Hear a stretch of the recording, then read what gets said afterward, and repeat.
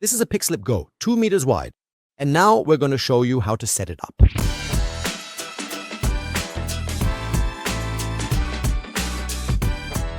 The 2-meter wide version comes in these two practical bags. And let's take a look at everything that's inside. To do that, I'll start by laying out all the parts clearly. We'll start with the first LED profile, attaching a corner connector and one of these longitudinal connectors. And we slide a base plate onto each connector for stability. Then we extend it with another LED profile, a corner connector, and a base plate. As you can see, we don't need any strength or tools to assemble the whole thing. Now I'll connect the power cable with the short extension and place it into the groove of the corner connector. And then I place the two side profiles with the built-in power supplies vertically onto the corner connectors.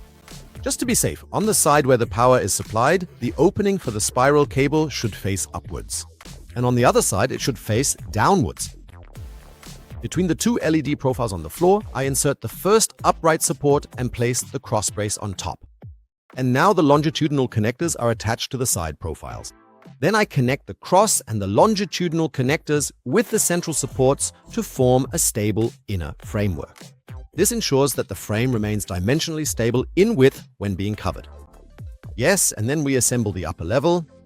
For this, I place the two side profiles onto our longitudinal connectors and a support onto the cross. Now comes the finishing touch with the upper LED profiles. I connect the first one with a corner and a longitudinal connector before sliding it onto the side part and the support. One more LED profile with a corner connector and voila, the frame is standing. And now we continue with the wiring. To do this, I first plug the power supply from below into the power unit, then connect the power unit with the small spiral cable. Then the first of the two lower LED strips and connect both with the small connecting cable. Now I take the large extension and connect both power units. To do this, we run the cable from the first power unit here at the bottom right of the image up to the center bar, then down again on the other side to the second power unit, and then plug the female connector in from above here. Now we still need to supply power to the two upper LED modules, and for that we use the long spiral cable. Finally, we just need to connect the LED modules to each other and our little power and lighting network is complete. By the way, if you want to connect multiple PIXLIP GO elements together, you can do so. You can use this included extension cable for that. It is connected to the power supply down here and then routed outside through the small notch in the corner connector. And with this cable, you can then supply power to the next PIXLIP GO module. The package also includes these small cable clips, and plates are included. With these, you can securely fasten your wiring to the struts and profiles. And before we put on the covering, let's test whether all the lights are working. And now comes the covering. First, the backside with the blockout.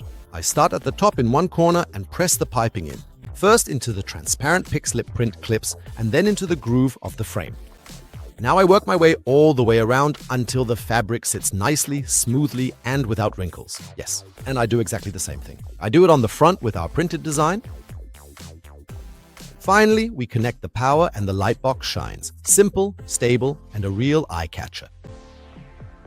You can find more assembly videos here at PIXLIP.